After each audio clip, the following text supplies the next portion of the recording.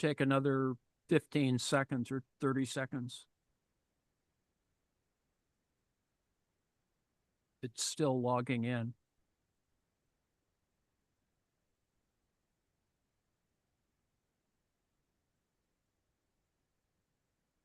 This guy who messed up the penis operations is a renowned plastic surgeon who performed the first successful penis transplant in the US in 2016. It was that late? Yeah, well, I didn't even know you could transplant them. Does that mean Anyway, from one man to time to another? start, Joe. On that note, On that note, hit it, Joe.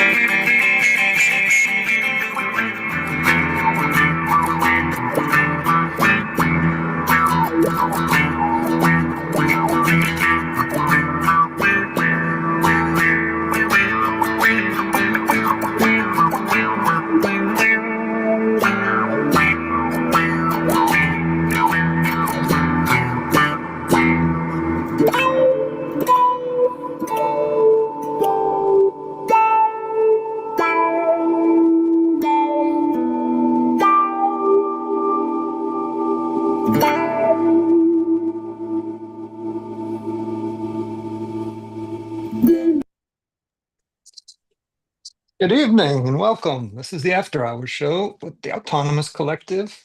My name's Joe in Norway. I'll be your cook this evening. And I'm joined by Ann Lee, retired college professor and a community member at the Daily Coast.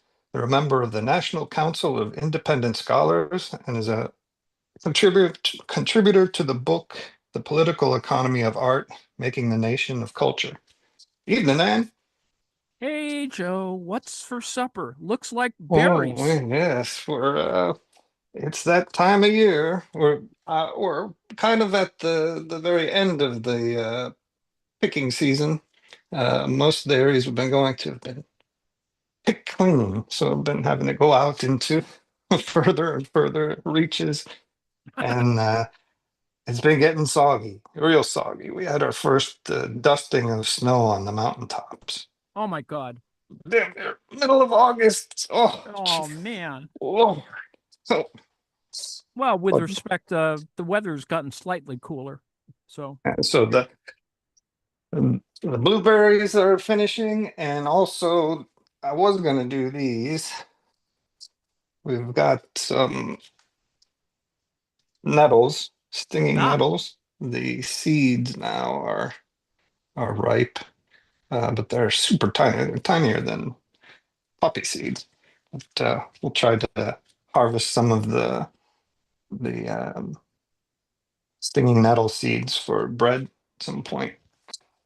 Oh, yeah, yeah. it's still efficient, but for this evening we've got oh, I lost my notes. Let's see, we have uh Vocinium myrtillus, and we've also got some Philippodendra umaria.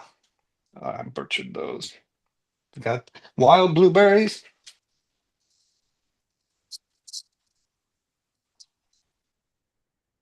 a couple left on the line, and what we have here is meadowwort or meadwort.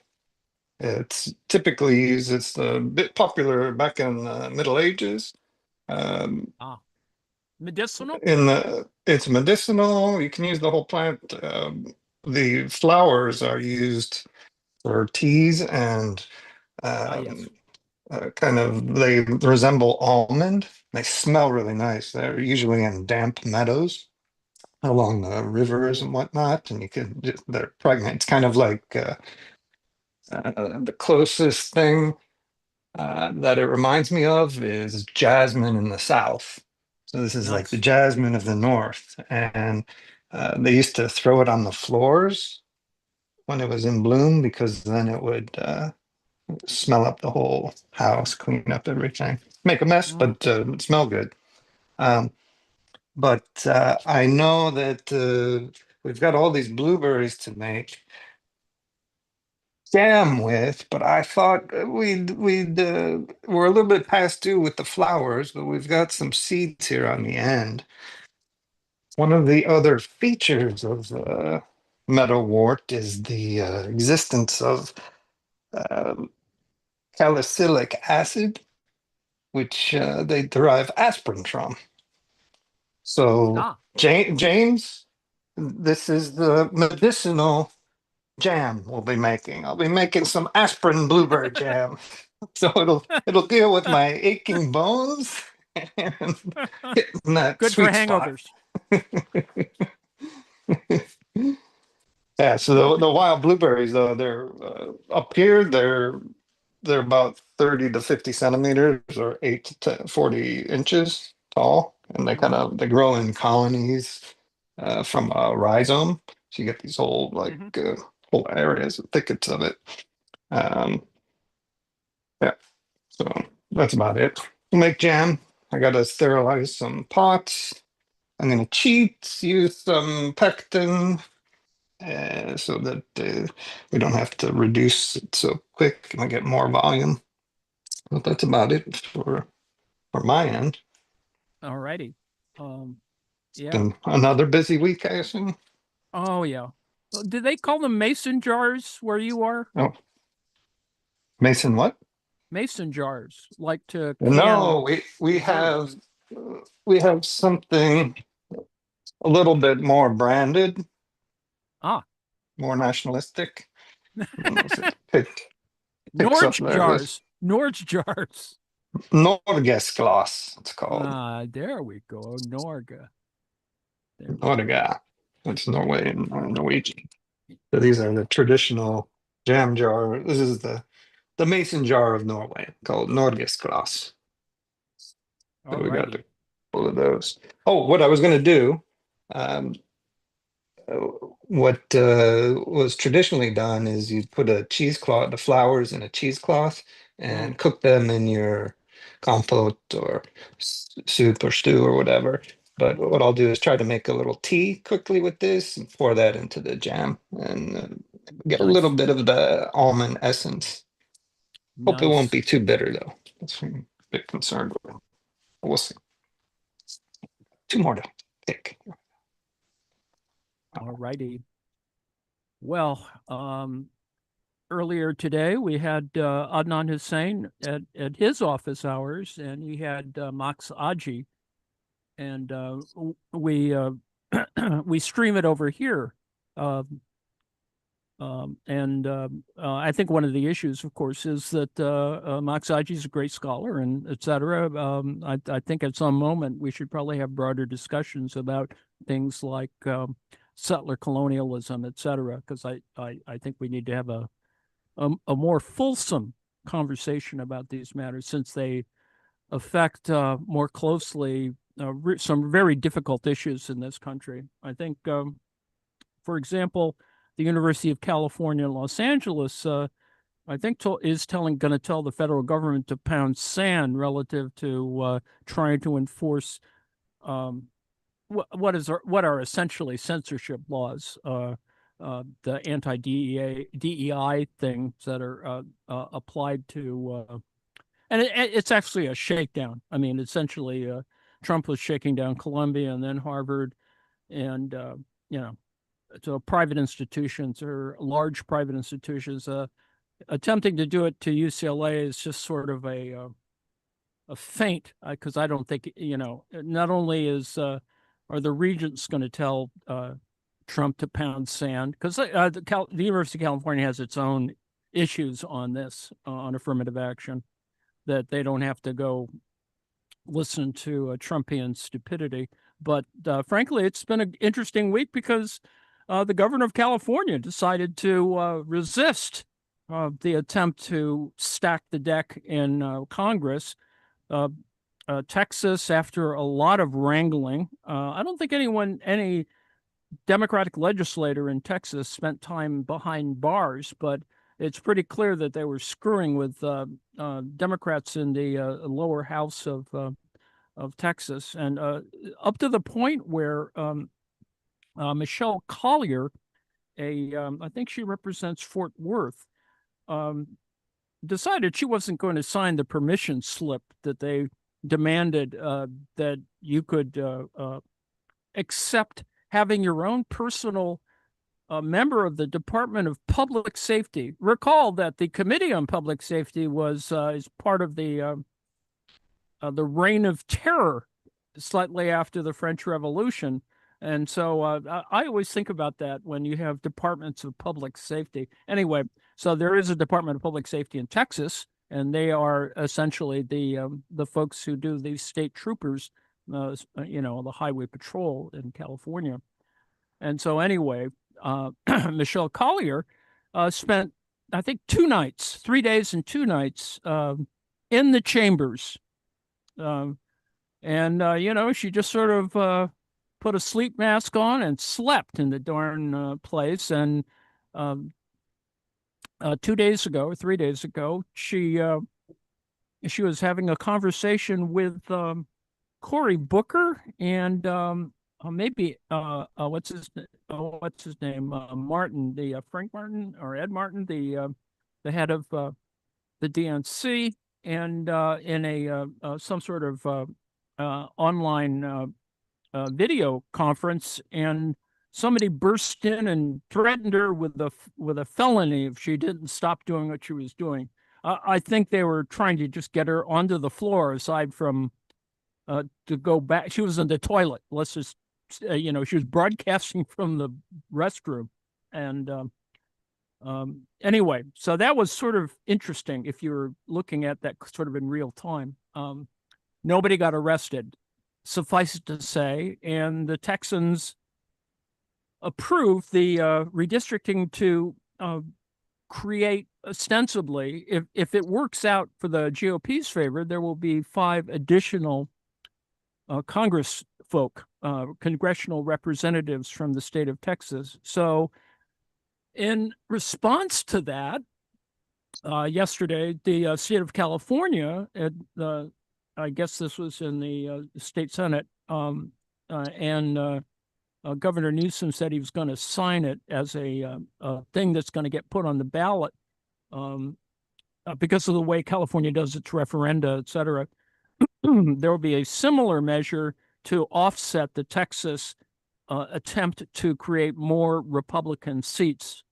And so California will have an equal number of seats. I mean, you can't predict what it's going to be. It's going to be on the November ballot, but essentially it's designed in terms of the reapportionment, which is more independent and nonpartisan in California. They spent a fair amount of time setting up a independent commission. So there will be 5 Democratic House members in California to offset that. Now, the fact is, this is just the beginning of warfare before the 2026 election. So that's what's happening. Enough of minor politics, but strangeness, needless to say. Let's see, Trump claimed that he was the world's expert on lawn-type grass 2 days ago, that he knew everything about lawns. I have no idea what that was about, and the internet couldn't figure it out either.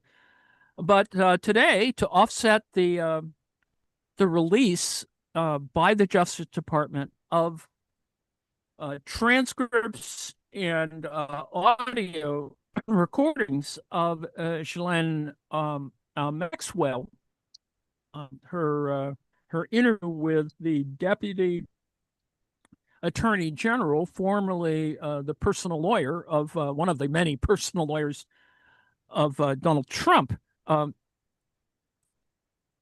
the losing lawyer in the 34-count indictment, and so Trump is still a criminal.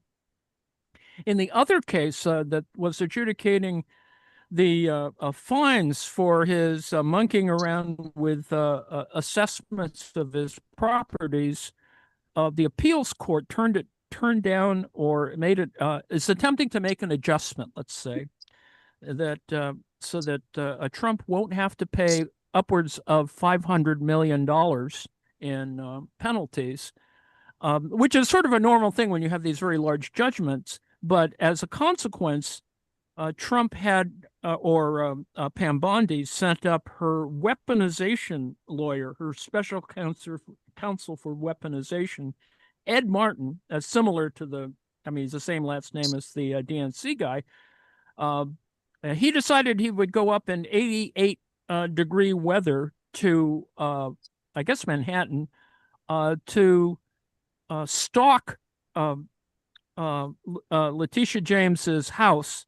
It was just a photo op. And of course, a clearly right-wing photo op, because he had the New York Post, a New York Post photographer there with him. But he was wearing a Columbo-style trench coat and in 88 degree weather. So you kind of imagine what that is. And so a neighbor accosted him because, everyone else is wearing shorts and stuff. And so she was wondering what the hell this was, because, he could have been a flasher, I suppose, with a trench coat.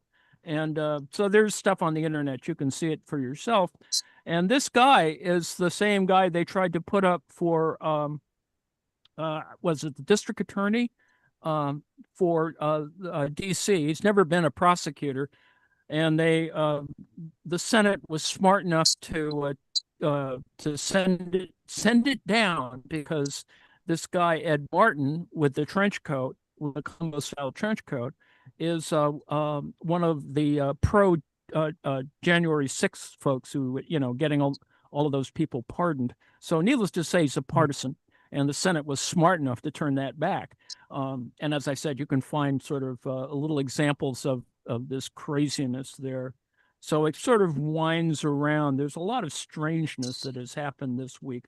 I mean, on top of that, was it today or yesterday? Trump declared himself the chief law enforcement officer, at least of the District of Columbia, and claimed that people were coming up to him or his friends in D.C. and said, it's just more peaceful now, and I can walk as far as 10 blocks.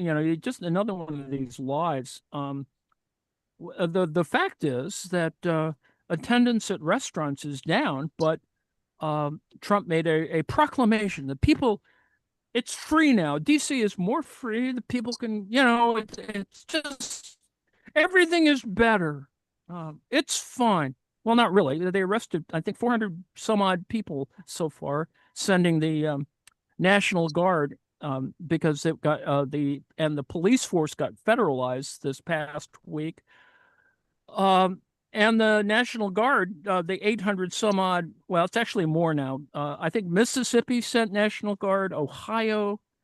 So there's a lot of National Guard running around, sitting at, taking advantage of the food trucks, and they're not sitting in any of the areas that we might consider a crime area.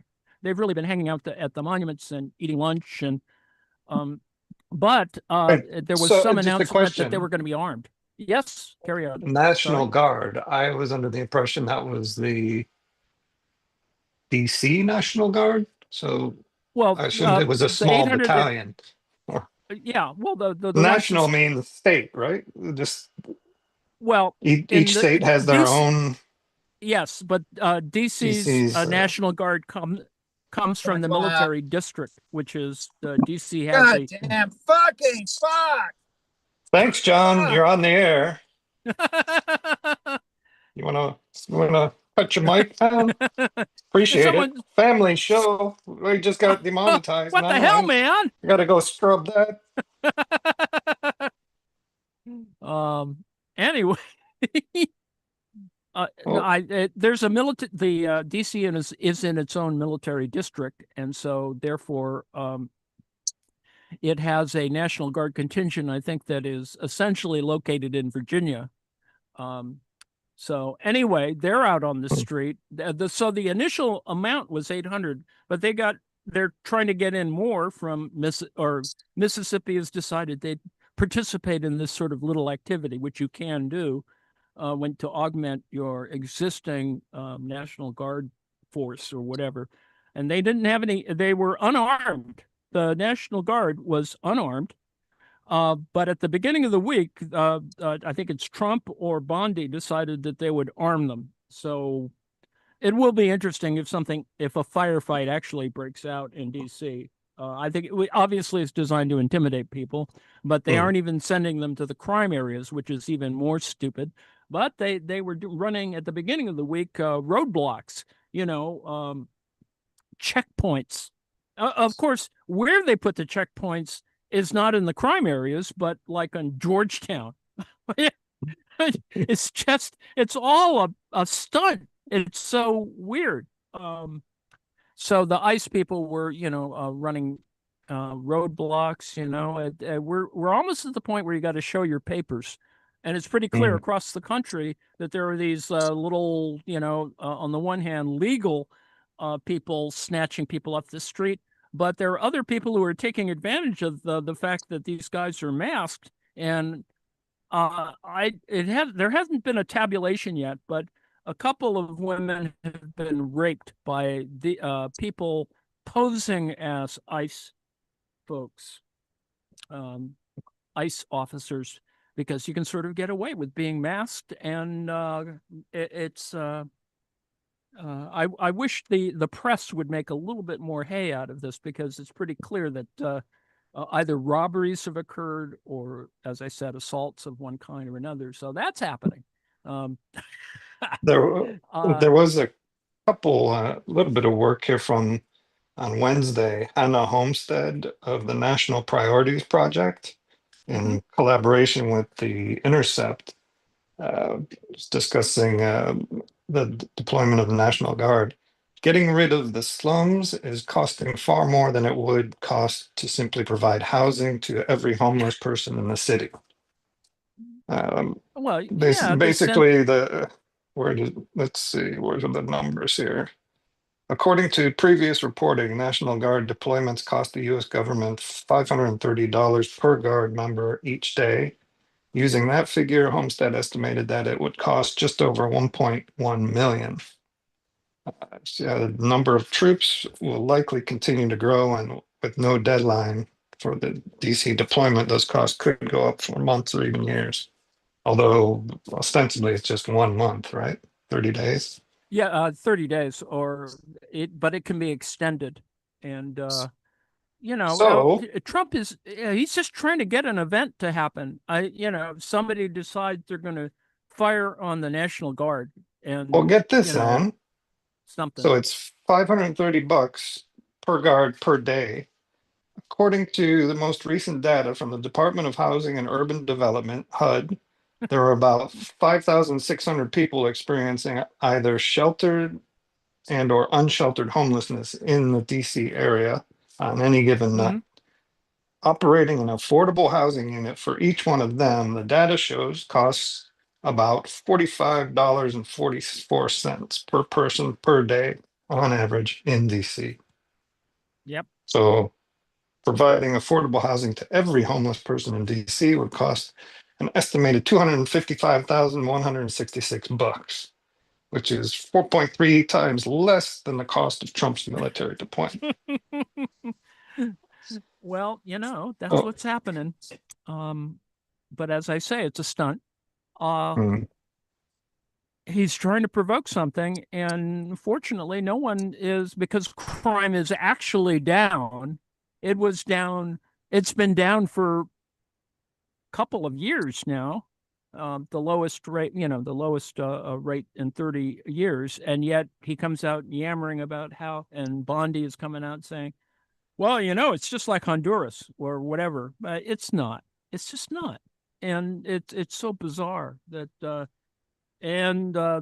news reporting for the last couple of days is that they're going to try and export this to other blue state cities. And I think they were throwing out Chicago as a place to try this out.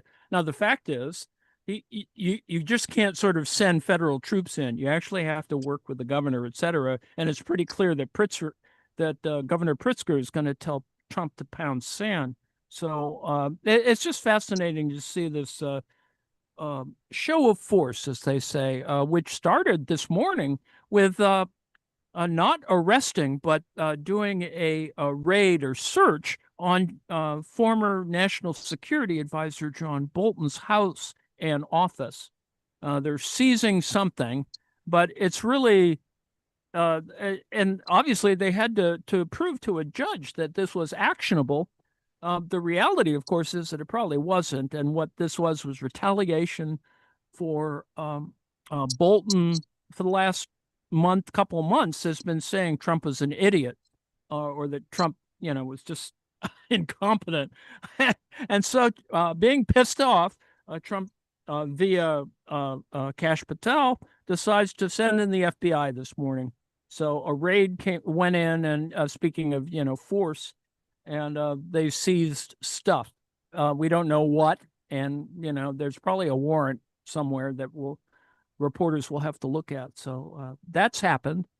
Needless to say, the mainstream media got latched onto that because essentially what this morning raid was today was to offset from the release, as I mentioned before, of the Ghislaine Maxwell transcripts from her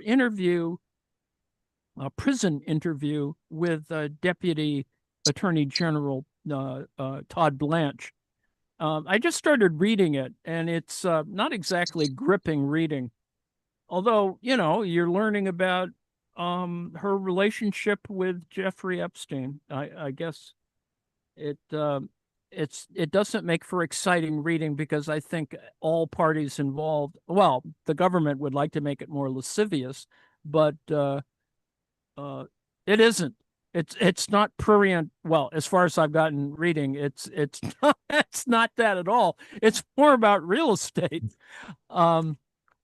Essentially, Jeffrey Epstein wanted her to find him a place to live, like buy a house or something, and that's kind of the first couple of years of their "quote unquote" relationship.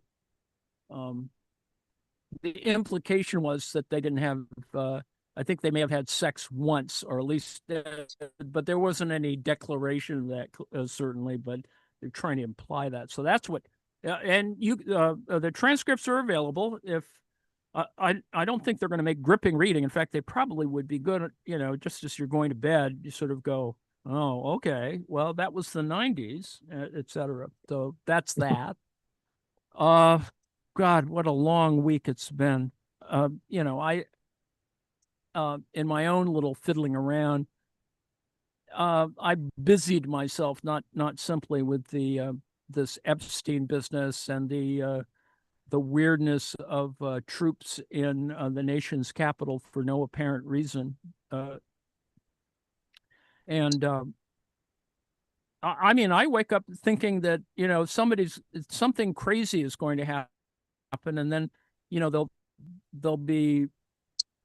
It'll cause something, whatever, repression or the reality is they've been trying. This is a Republican deal. They've talked about this since civil rights. That the cities are. I think they were quoting Donald Trump Jr. on cities as sort of crap holes, which was the cross reference to. Trump referring to Africa as shithole countries, mainly shithole countries. So that's that. Well, there's been that whole FEMA camp conspiracy on the right for a long time, thinking the federal government's going to do it. They just didn't expect that they would be on board. I mean, it's been an interesting week. I mean, the courts are frankly stepping in. I think they're going to have to disassemble the so-called alligator Alcatraz. I think they only have 60 more days of it. A judge has sort of looked at the whole business, particularly the resistance of just people on the basis that it's just cruel and unusual punishment. and that it environmentally speaking, it's problematic. But the fact is, they're not supporting it very well. On very simple issues. You don't get to have a chaplain come out and conduct your religious services on the weekends. I mean, they just, they're just being terrible to these the people that they have there, and certainly they're not moving them through quickly enough in terms of because the whole point of that alligator Alcatraz thing was to be able to have a place where you could land airplanes and fly out people. But the fact is, they're just sitting on groups of people who are getting eaten up by mosquitoes and flooded and whatever. It's just pretty awful. And at every level, incompetence occurs. They're still nabbing people in Home Depots. It's just Incompetence. Are we talking about the same administration? God, people are just.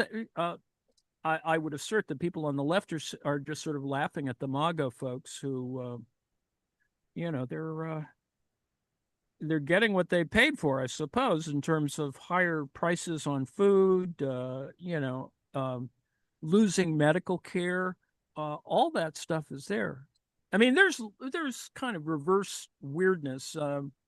Cracker Barrel, the people who own Cracker Barrel lost, I think, 12% or 20% of stock value yesterday or day before yesterday because they had changed their logo from if you will recall, Cracker Barrel are these restaurants that kind of look like slightly disheveled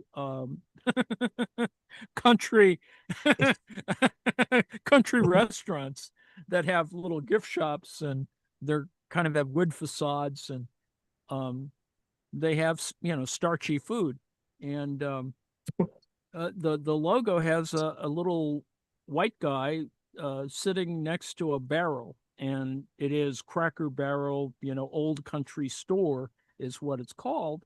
And so what they did was they got rid of the illustration and simply made a kind of a seal that kind of resembles, but it's not the perfect oval in the Golden Corral logo. But they sort of cleaned up the Cracker Barrel thing, so it was just Cracker Barrel. People, let's just conservative people have objected to this.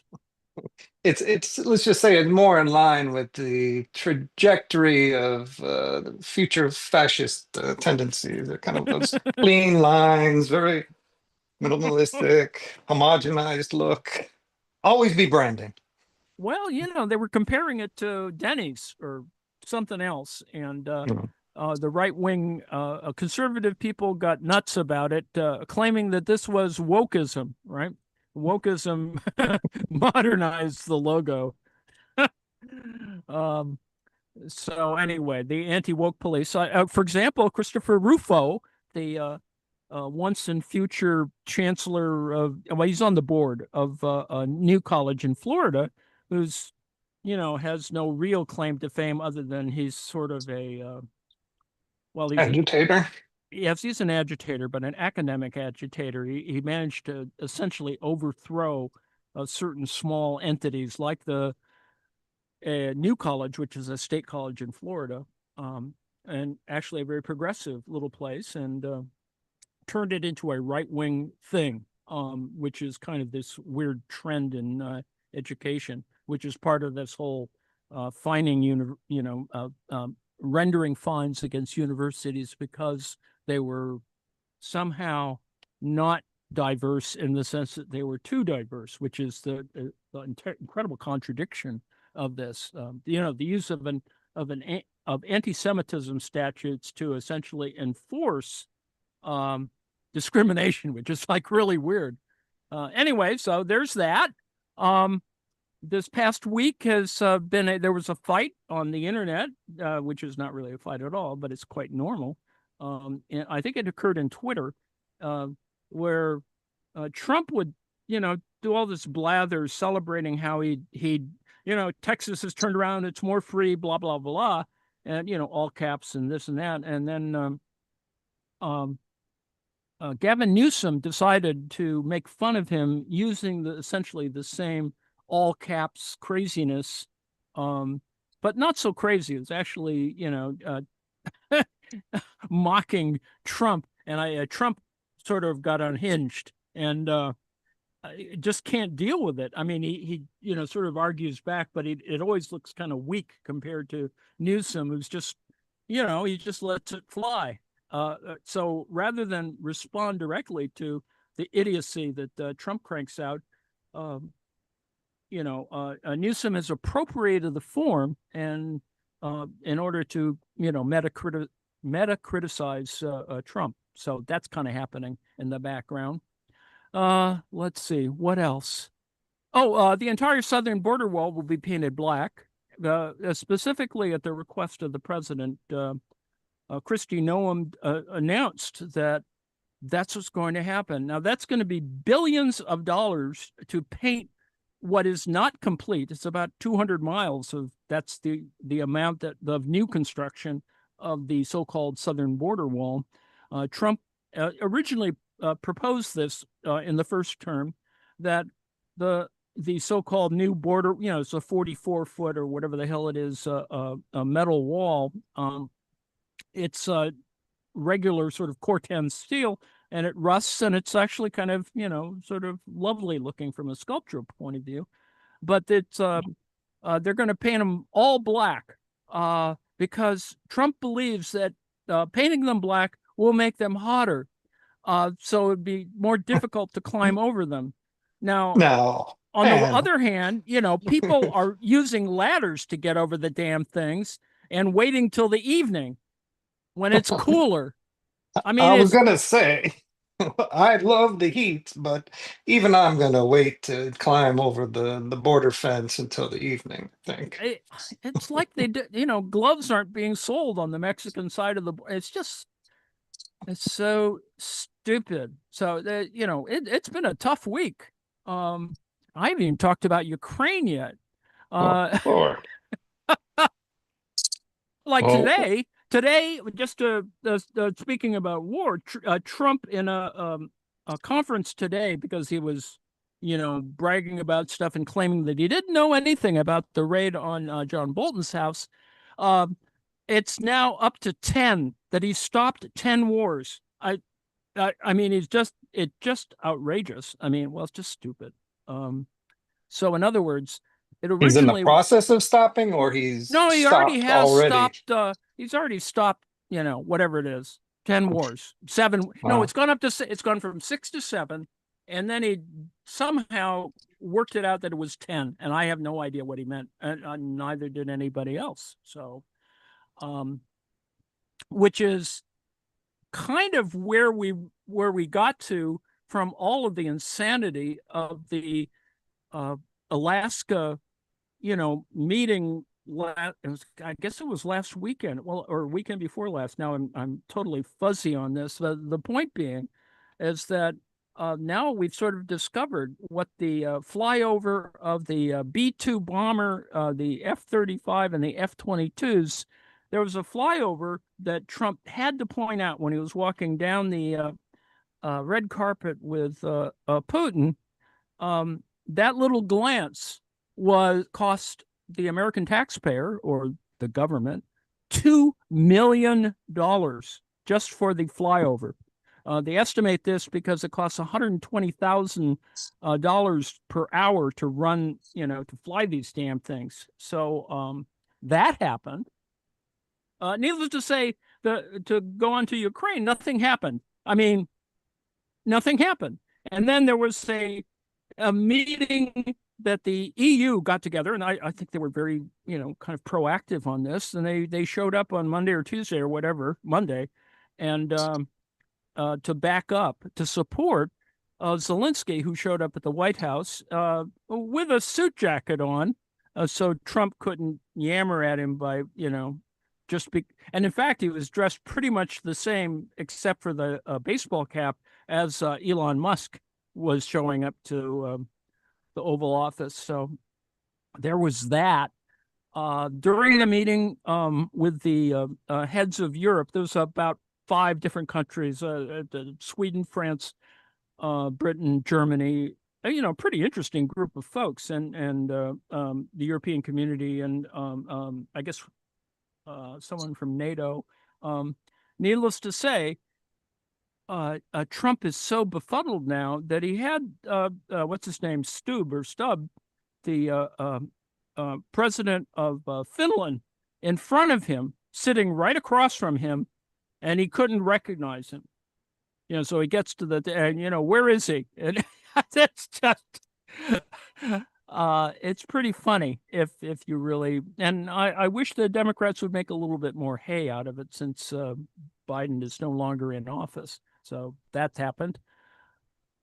There is no peace agreement. There are no ceasefires, although the claim by Trump seems to play at trying to threaten Putin, but he's really not. It pretty much was the Putin-Trump meeting was capitulation, essentially, and a pretty pricey one at that. I mean, there are other side little elements to the event. It was planned to be 1 or 2 days overnight, but I think Trump was really worried about. Putin was really worried about being assassinated, probably, because he wanted to cut it off early, and that's the whole thing about Trump. He tends to not like long meetings anyway. He's not very good at them. He falls asleep during them, so it's just so weird. And it's taco time again, so that happened. No ceasefires. Essentially, Putin steamrolled Trump in Alaska, and so they came back to Trump comes back to D.C. To meet with Europeans and Zelensky, and it comes out a little better, at least because Trump could have given away stuff and done really stupid things, but he didn't, partially because whatever happened, and Trump looked a little worn out after that meeting. He looked pretty much like he looked like in the 2018 Helsinki meeting. He's a little burnt, didn't take any questions. It was a weird kind of protocol thing, because Putin decided that he would talk first and there would be no translation. So he did a whole thing in Russian, which meant that essentially he was doing this for domestic consumption.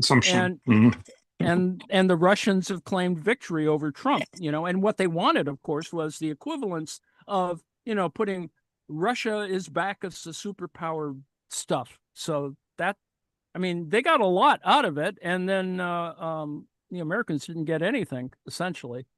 And nobody arrested him, arrested Putin for being a war criminal. So there's that. Let's see what else. The week also sort of began with the guy who threw the sandwich at the cop. Was this L.A. or D.C.? I can't remember. Oh, no, it's D.C. Cop got hit by a foot-long Subway sandwich. And white or wheat?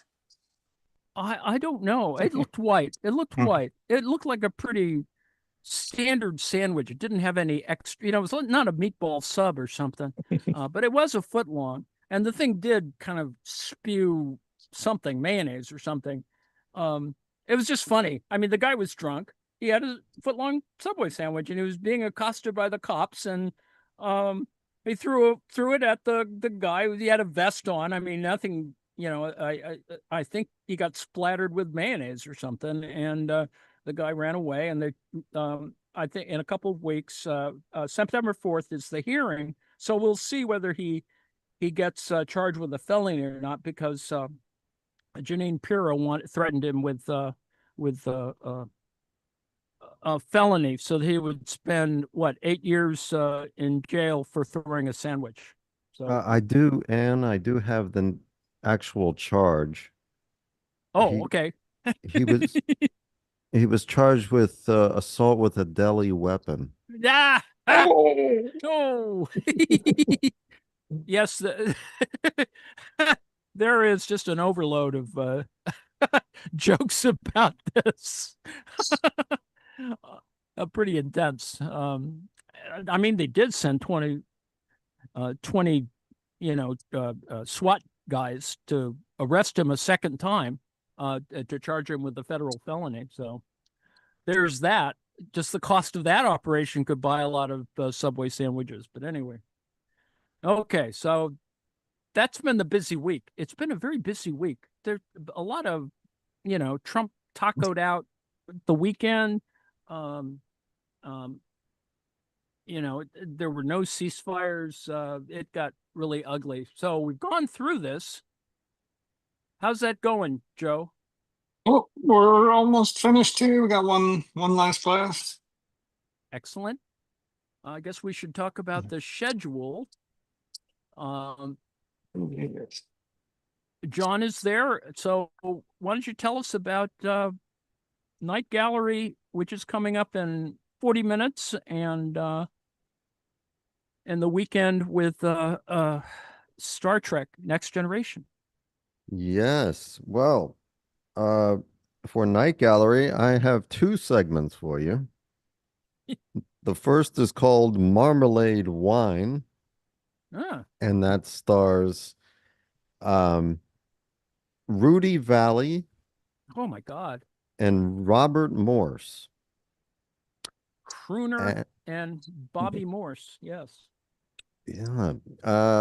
And the second one is called The Academy, and that stars Leif Erikson, Oh my God. Pat Boone, and Saddle Larry shoes. and Larry Linville. Oh my God. Frank Burns. Frank Burns, yes. Jesus. I'd say they're both worth watching. Probably are, just for the weirdness of it.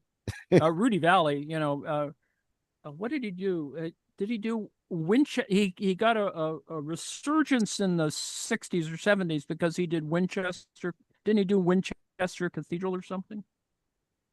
I seem to recall that Rudy Valley did a cover of something, the Beatles or something, and that gained a certain kind of novelty attention on the radio. But anyway, that's all I can remember, which also shows how old I am.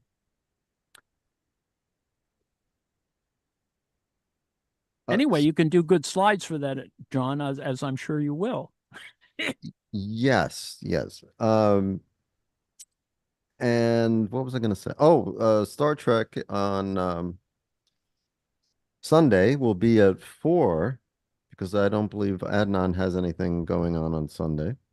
Don't think so. 4 p.m. Eastern Time. And that one is called Samaritan Snare. And we get to meet the Packlids. Oh my God. Oh, this one. It is one of my favorite episodes. Okay. Just because it's so weird. I mean, these sort of dopey guys, but they're not dopey. As we'll see. But anyway, and then no spoilers. Spoilers.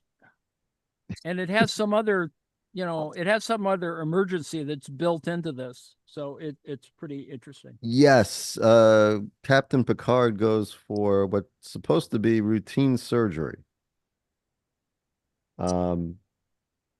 Apparently this was the way that the writer got back at Patrick Stewart, because the first time the writer wrote an episode, Patrick Stewart walked into a meeting with the script, threw it in the middle of the table, and said, "Who the hell wrote this shit?" So the writer said, the next episode, I made sure that Captain Picard was sent far away, and we saw very little of him in the episode. Oh, well, that's good.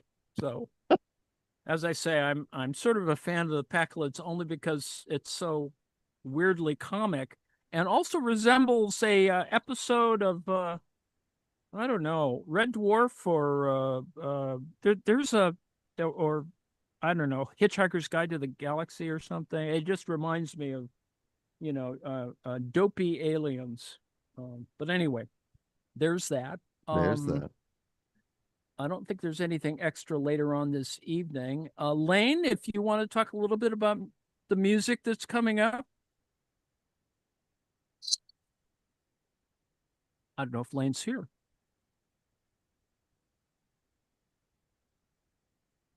I don't think Lane is here. sorry to say, but I'm sure there's going to be music. And on Sunday afterwards, and at 2 p.m., I will, unfortunately or fortunately, do more weekly marks. We'll probably do a little bit more in the Grundrisse and some other stuff. So that'll be the weekend. I don't know if we have a movie on Saturday. I don't think we do. No. So there's that. Come join us. Bring your own content.